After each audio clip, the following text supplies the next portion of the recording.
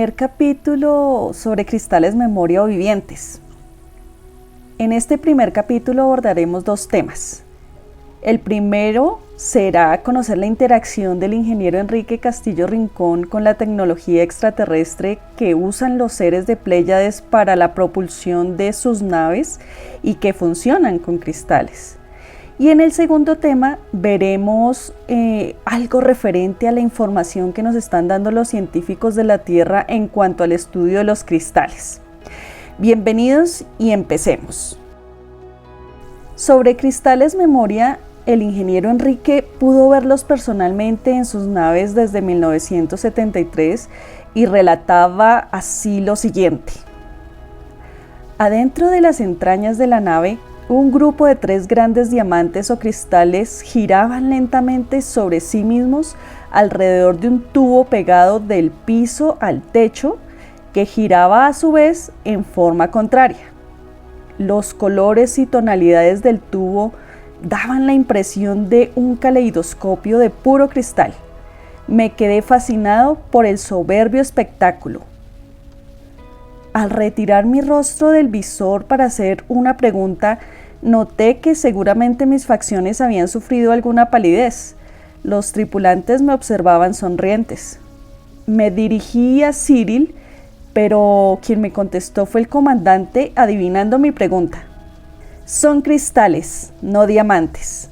Les llamamos cristales memoria. Son programables y reciben información del traductor principal, el tubo que giraba. También les decimos los cristales vivientes. Estos son tomados por nosotros de algún planeta en donde crecen y se reproducen. Había notado que los cristales giraban sobre sí mismos unidos a una base que también giraba alrededor del tubo o traductor, y los cristales debían tener unos 70 centímetros o quizás menos. Estaba observando el mismo movimiento de la Tierra en su órbita alrededor del Sol, pero en miniatura.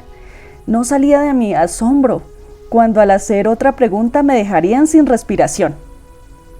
Comandante, ¿podrían ustedes acelerar el movimiento de los cristales ya que los visos y los colores son espectaculares?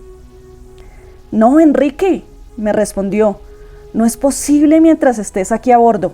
Si aceleramos el movimiento de los cristales en su rotación con el traductor solo por 2 minutos, cuando bajes de la nave habrán pasado cerca de 200 años en la Tierra. Como comprenderás, mientras estés aquí no lo podemos hacer. Una angustia invadió todo mi ser. Pensé en mi familia, mis amigos y en cómo podría cambiar todo el planeta en esos 200 años. Si los extraterrestres me estaban diciendo la verdad y todo en menos de lo que canta un gallo, pensé. Posiblemente aquí se pone en manifiesto lo que decía Albert Einstein sobre su teoría de la relatividad. No salía de mi asombro. Para calmarme, el comandante se dirigió de nuevo a mí. Mi angustia se centraba en que algún tripulante pudiera acelerar los cristales sin acordarse de que yo estaba todavía a bordo de la nave y apareciera 200 años en el futuro sin conocer a nadie, sin familia y en un mundo totalmente cambiado. No, Enrique, esto no es posible que suceda mientras tú estés a bordo. Yo soy el que mentalmente da las órdenes a la nave. Así hemos reducido las posibilidades de error. Si algo me sucediera a mí, existen 2 miembros más de la tripulación con autoridad para realizar la integración también de mente-máquina, en que el acople se establece por impulsos mentales directamente al programa traductor cristales. La energía mental que liberamos es traducida en energía de vuelo. Por esta razón te decíamos que acabamos de salir. Para nosotros el factor tiempo no es un problema. Vivimos en el presente que modifica el futuro. Por esta razón el futuro es maleable y no se puede predecir con certeza. No así el pasado, que ya es historia, es inmodificable. Con las manos sobre los brazos cruzados, 2 de ellos me observaban cómo reaccionaba ante la información descabellada que me daban para mis raquíticos conocimientos terrestres. Dentro de mi cerebro bullían preguntas sin respuesta. Estaba ante uno de los retos más grandes de la historia y no atinaba a hacer buenas preguntas. Por mi ignorancia en muchas cosas perdí la oportunidad de obtener un gran conocimiento. Yo era la prueba viviente de que las reacciones a nivel colectivo podrían ser fatales para la civilización. No lograba coordinar cómo podían viajar a la velocidad del pensamiento sin sufrir alteraciones físicas. ¿Cómo habían resuelto el problema? Sus cuerpos quizás estaban dotados de algunos órganos diferentes, o solo era una raza que por alguna razón había alcanzado el dominio de la vida y de la muerte. Más tarde obtendría una respuesta que quizás era la clave de cómo lograron vencer la barrera de las enfermedades y la muerte. Pero todavía me faltaba ver otro sensacional espectáculo para lograr comprender cómo la energía mental de la que hablaban Cramier y Cyril se producía. Esa misma fuerza mental que llegaba al traductor para alcanzar la velocidad de vértigo del pensamiento. No me podía reponer de mi asombro. ¿Por qué me decían y enseñaban estas cosas? ¿Qué papel jugaba o está por jugar ante esta avalancha de información? ¿Cómo me creería la gente? ¿Había un plan concebido previamente a mi contacto? ¿Cuáles eran las verdaderas razones? Hoy, cuando escribo estas líneas en el año 1976, todavía no está claro el panorama para mí.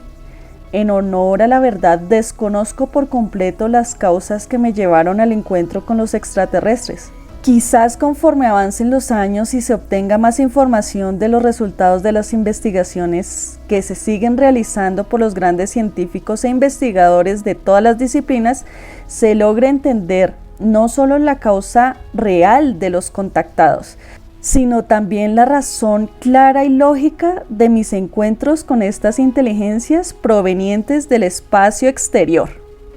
Después de reflexionar sobre todo esto, fui invitado a subir por una escalerilla que se embocó en un pasillo.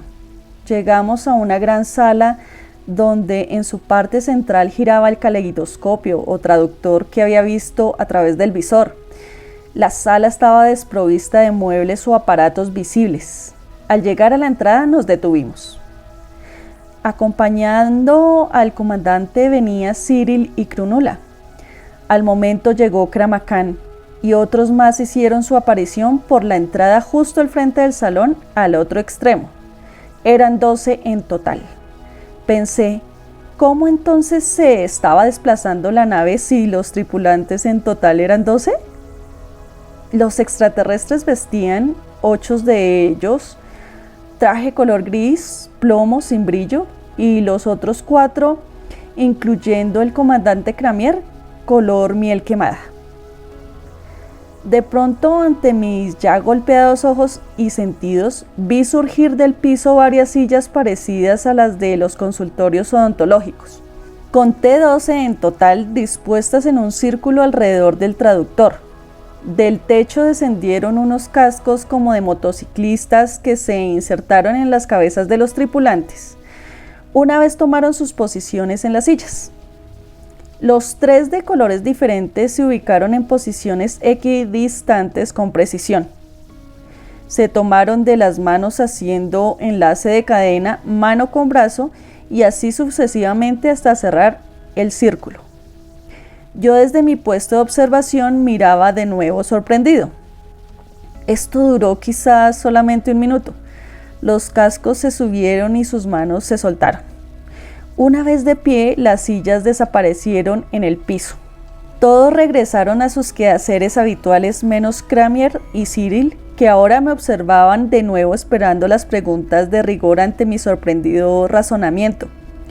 Me explicaron que había visto liberar su energía mental y que el traductor la toma y la convierte en energía de vuelo.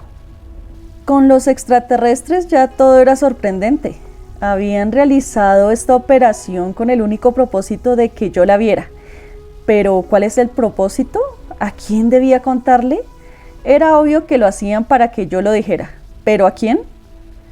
Después de haber visto los cristales en operación conjuntamente con el traductor, me quedó la sensación de que estaba ante un milagro de la tecnología pleyadina combinada con una impresionante ingeniería genética que me daba la certeza de estar ante otro milagro de la ciencia.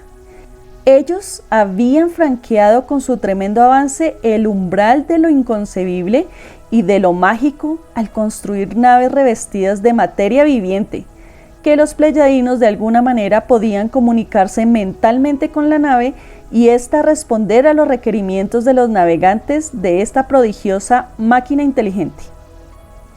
Ahora entendía claramente por qué esos prodigios de la ciencia al aterrizar en nuestro planeta y hacer contacto con nuestros antepasados fueron catalogados de dioses, estos singulares viajeros del espacio.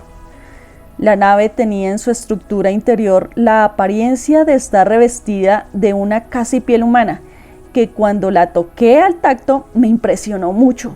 Esto ocurrió cuando me mostraban el motor de la nave. Ahora, chicos, entonces escuchemos un audio en donde mi papá explica brevemente lo que vio y sintió. Hice preguntas, me dieron las respuestas, me llevaron para que viera la máquina. Cuando pedí yo qué tipo de motor era, se sonrieron y me dieron a ver a través de una pared de un muro, por medio de unos aparatos que parecían binoculares, la tal forma de manejar la nave. Y fue cuando supe que yo he hablado con varios científicos y puede ser que ellos digan que eso puede ser cierto y que no estaríamos lejos de sucederlo. Me dijeron que lo que estaban dando vueltas atrás, que yo creí que eran diamantes, que no, que eran cristales, que les llaman cristales de memoria, los pueden programar. Y los cristales reciben órdenes del comandante, recibe órdenes mentales y la máquina responde. Yo cuando puse las manos en la pared para poder mirar hacia adentro, sentí un calor y una cosa me dio un poquito de miedo y retiré las manos. Pues me dijeron que eso es un sistema que ellos tienen que hace que la nave voladora, de la que ellos vienen desde las playas a 524 años luz, es algo verdaderamente asombroso, que es un aparato que como si tuviera vida. Da una orden y la nave lo acepta. Y lo que toqué yo en la pared parecía piel humana.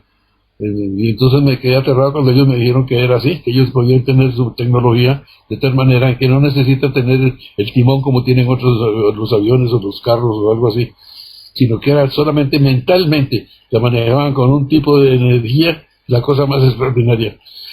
Ese tipo de energía es con la cual se fabrican los mundos y se hacen las cosas más asombrosas, no solamente en la historia de la raza humana, que a ese camino tenemos que llegar tarde o temprano, sino que en el mundo, en toda la galaxia, los planetas, la gente inteligente y todas estas cosas que hay, es precisamente para poder preservar en el futuro la raza humana.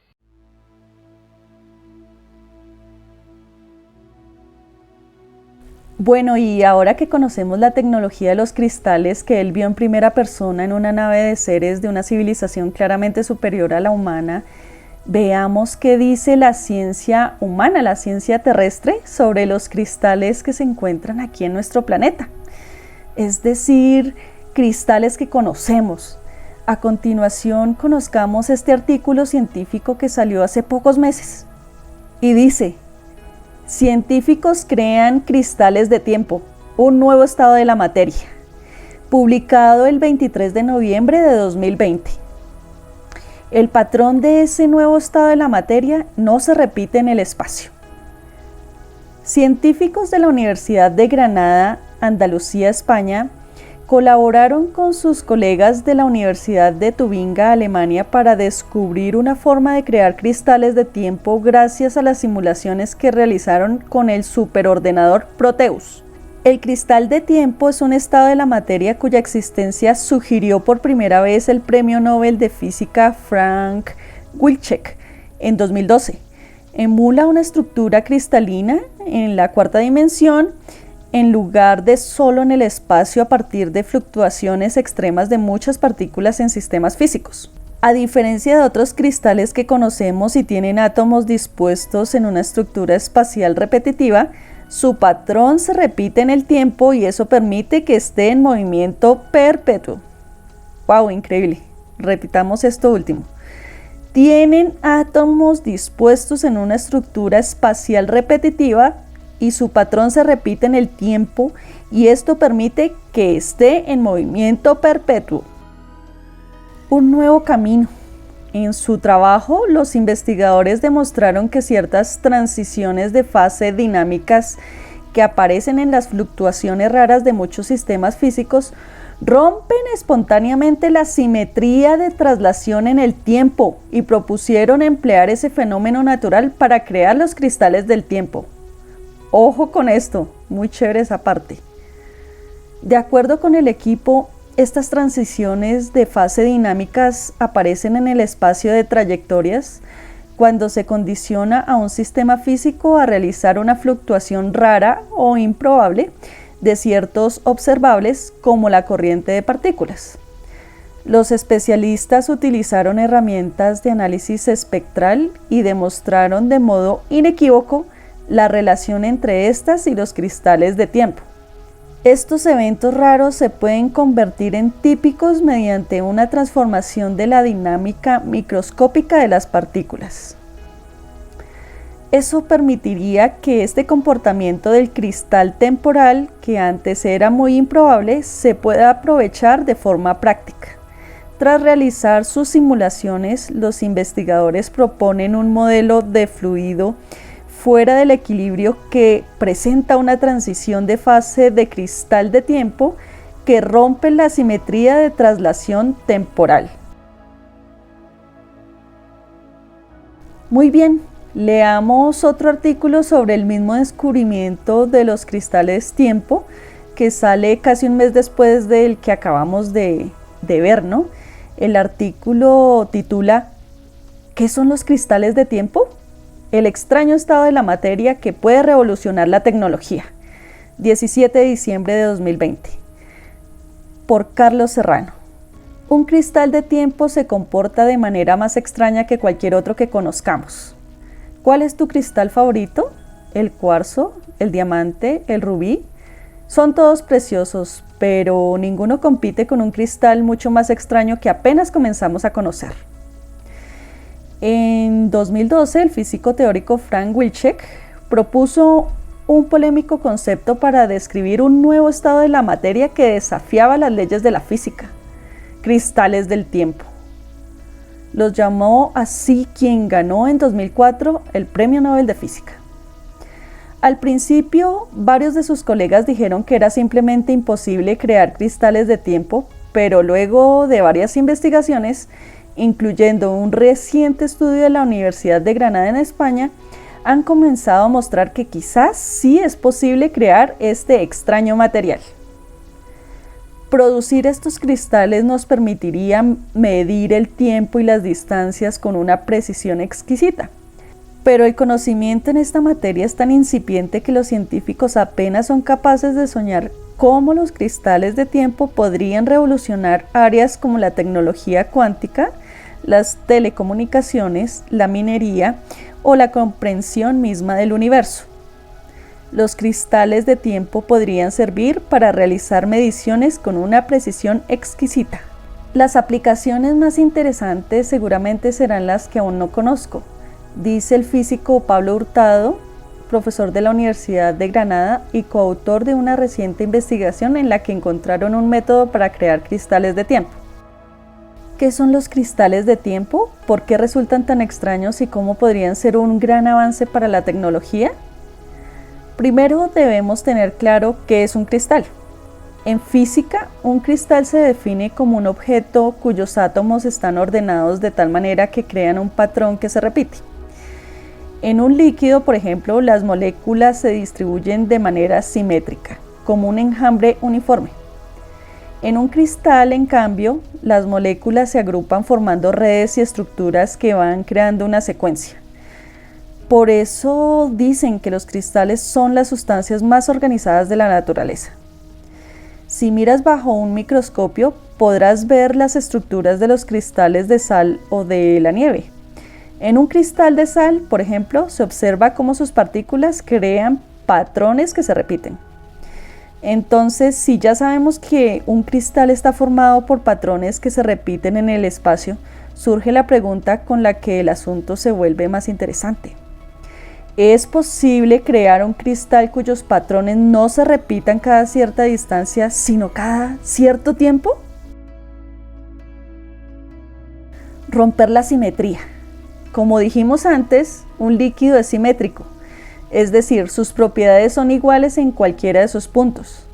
Si de alguna manera se logra romper esa simetría, el líquido deja de ser líquido y se convierte, por ejemplo, en un cristal. Piensa, por ejemplo, en el agua. En su estado líquido es simétrica, pero al congelarse sus partículas se convierten en cristales que rompen esa simetría, creando un patrón que se repite a lo largo de su estructura. En su investigación, Hurtado y su equipo querían romper la simetría de un fluido, pero no a lo largo de un espacio, sino del tiempo. Para ello, en una supercomputadora simularon aplicarle al fluido algo llamado campo externo de empaquetamiento. Ese campo lo que hace es empujar algunas de las partículas del fluido y frenar a otras, con lo cual se produce una acumulación de partículas que a su vez produce una onda que viaja de manera constante por el sistema. El resultado fue que el paquete de partículas comenzó a viajar incesantemente por el sistema. Es como si, paradójicamente, su estado de reposo fuera el movimiento constante a lo largo del tiempo. El sistema forma un paquete compacto de partículas que lo hace viajar en el tiempo, dice Hurtado. Importantísimo, ¿no? El sistema forma un paquete compacto de partículas que lo hace viajar en el tiempo. Uf. Interesante lo que dice este investigador Hurtado, ¿no les parece? Sigamos con el artículo. De esa manera surge un estado de la materia que no se comporta como un fluido, pero tampoco como un cristal sólido de los que vemos habitualmente. ¿Y para qué pueden servir? En 2017 algunos trabajos ya habían mostrado de manera experimental la posibilidad de crear otros tipos de cristales de tiempo a nivel cuántico. El trabajo de Hurtado fue teórico, pero ya no a nivel cuántico, sino en un sistema clásico, es decir, macroscópico. Samuli Auti, investigador del Departamento de Física de la Universidad de Lancaster en Reino Unido, quien no estuvo involucrado en esta investigación, dice que el trabajo de Hurtado es un gran paso para comprender mejor los cristales del tiempo que en 2012 comenzó a sugerir Wilczek. Los cristales del tiempo son un área de estudio que está en sus inicios, pero desde ya permiten soñar con importantes usos en la ciencia y en la tecnología. Este estado de la materia permite especular, por ejemplo, con la posibilidad de que en un futuro existan máquinas de movimiento perpetuo. ¡Wow! Esto sí, con la posibilidad de que en un futuro existan máquinas de movimiento perpetuo. Impresionante es la información que se le dio a mi papá en la explicación de los cristales a principios de los 70, es decir, ya hace casi 50 años. Prosigamos. Wilczek también menciona que los cristales de tiempo podrían servir para fabricar relojes mucho más precisos y estables que los poderosos relojes atómicos que ya existen. Serían capaces de realizar medidas exquisitas de la distancia y del tiempo.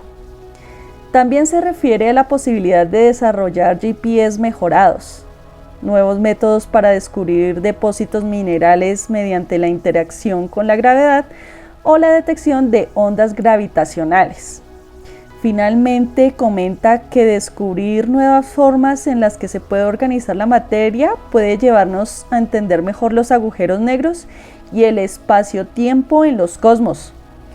Todo esto aún pertenece al terreno de la especulación, pero quizás algún día llegue el momento en que un cristal del tiempo sea más útil y valioso que el más fino de los diamantes.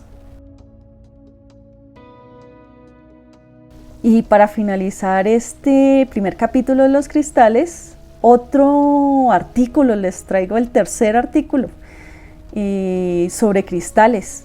Este fue publicado en 2019 y se titula así: logran teletransportar información al interior de un diamante.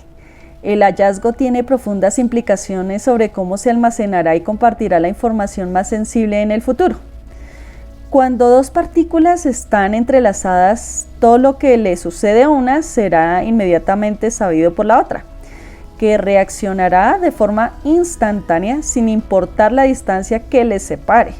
Por José Manuel Nieves, Madrid, 1 de julio de 2019. Un equipo de investigadores de la Universidad Nacional de Yokohama en Japón ha conseguido teletransportar de forma segura información cuántica al inviolable interior de un diamante. El trabajo recién publicado en Física de las Comunicaciones tiene profundas implicaciones sobre cómo se almacenará y compartirá la información más sensible en el futuro. La teletransportación cuántica, asegura Hideo Kosaka, autor principal del estudio, permite la transferencia de información cuántica a un espacio que es inaccesible y también permite la transferencia de información a una memoria cuántica sin revelar ni destruir la información almacenada.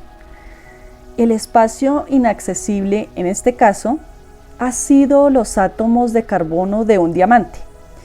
Esos átomos están enlazados, pero independientes, por lo que un diamante contiene los ingredientes perfectos para llevar a cabo la teletransportación cuántica. En su núcleo, un átomo de carbono tiene 6 protones y 6 neutrones, rodeados por 6 electrones que orbitan a su alrededor.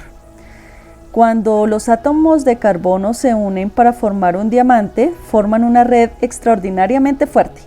Sin embargo, en ocasiones los diamantes pueden presentar defectos cuando un átomo de nitrógeno ocupa el lugar donde debería de haber otro átomo de carbono. El defecto se conoce como centro vacante de nitrógeno.